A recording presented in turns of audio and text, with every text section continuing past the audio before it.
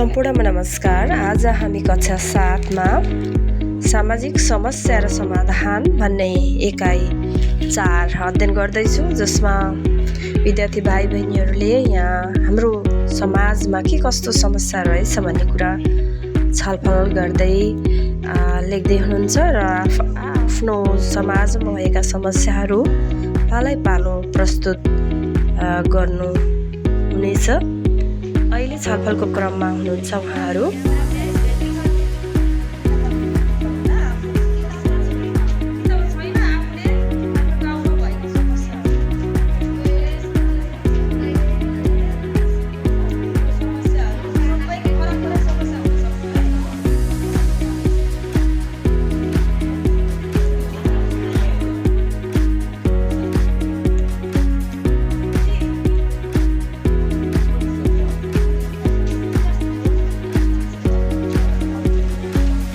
छलफल पश्चात विद्यार्थी भाइ बहिनीहरूले आफ्नो भनाइ राख्दै हाम्रो समस्याहरू पहिचान गरिसक्नु भएको छ र अब हामीले समस्या पहिचान गरिसकेपछि हाम्रा मानव मूल्य मान्यताहरू के कस्ता छन्, हामीले कसरी आधार गर्नुपर्छ,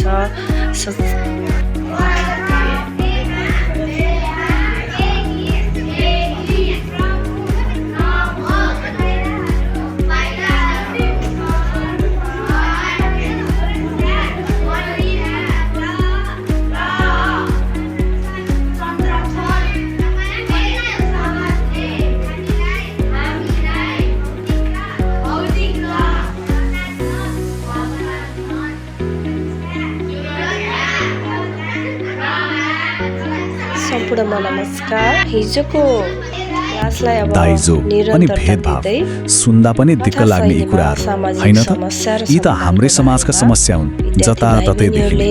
तर के यिनको समाधानै छैन त? पक्कै छ।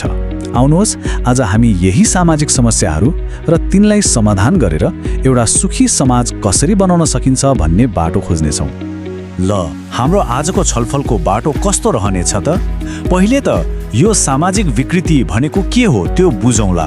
त्यसपछि यस्तो समस्या किन आउँछ त्यसको जरो खोज्नेछौँ, अनि समाधान के हुन सक्छ त त्यसमा पनि कुरा गर्छौँ। र सबैभन्दा महत्त्वपूर्ण, यो समाधानमा हाम्रो परिवारको र पुरै समुदायको के भूमिका हुन्छ त्यो पनि हेर्नेछौँ। ल, अब सुरु गरौँ पहिलो खण्डबाट। कुनै पनि समस्याको समाधान खोज्नुभन्दा पहिले समस्या नै के हो भनेर चिन्नु त पर्यो नि, होइन र? त्यसो भए यो सामाजिक विकृति भनेको आखिर के हो त? आउनुहोस् पहिले यही कुरा छर्लङ्ग पारौँ। एकछिन आँखा छिम्लेर सोचौँ त, हामीले आफ्नो गाउँठाउँमा, सहरमा या टिभी अखबारमा दिनहुँ कस्ता समस्याहरू देख्छौँ, सुन्छौँ। दिमागमा के कुरा आउँछ? हो, यहाँ केही मुख्य समस्याहरू छन् जसलाई स्रोतले औँल्याएको छ।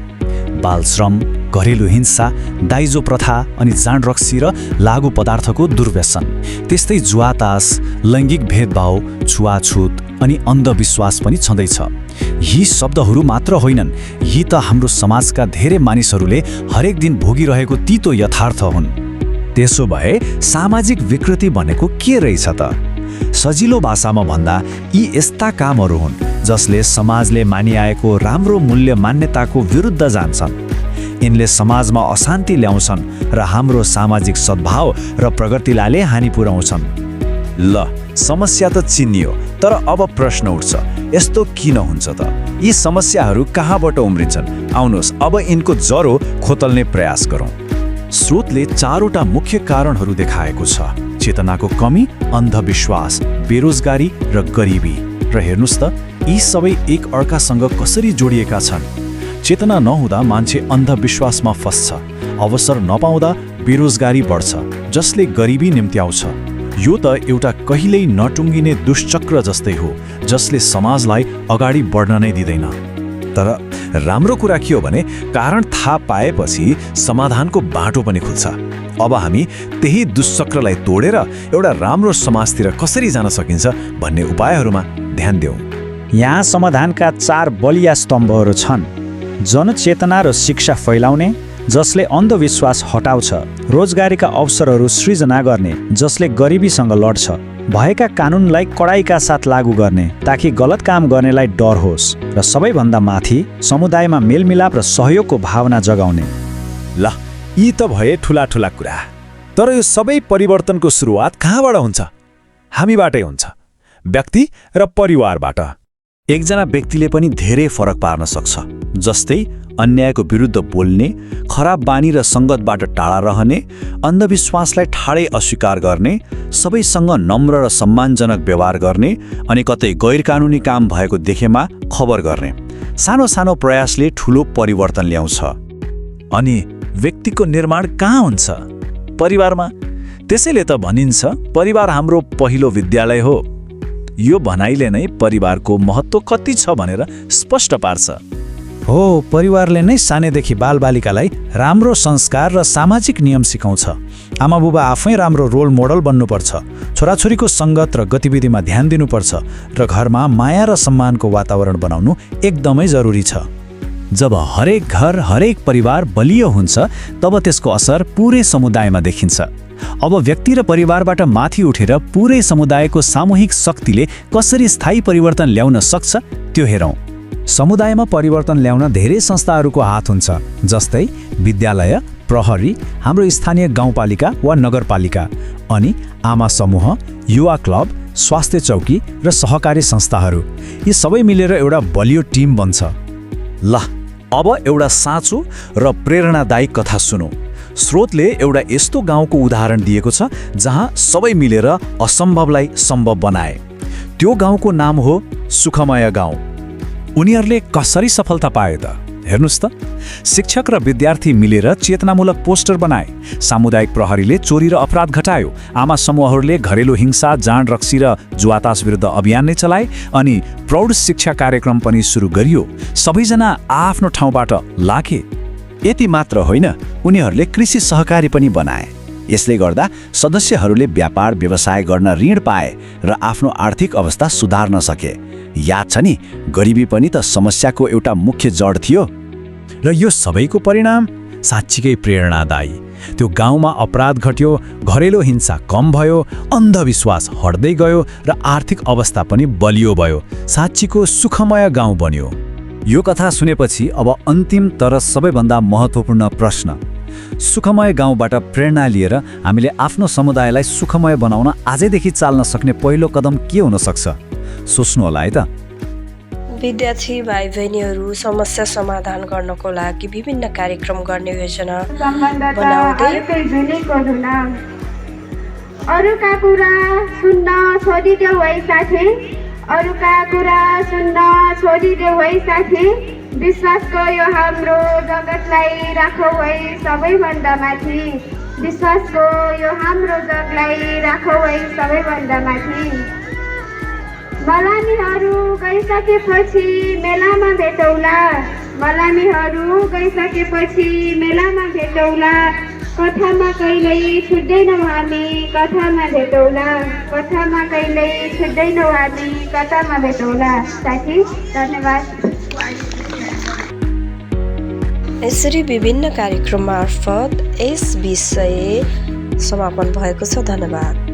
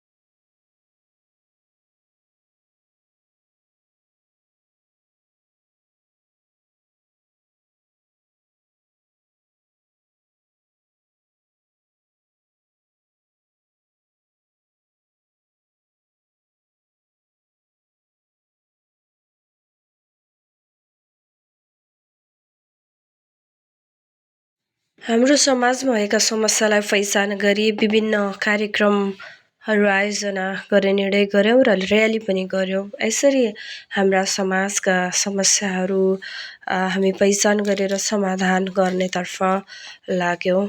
हस्त, धन्यवाद।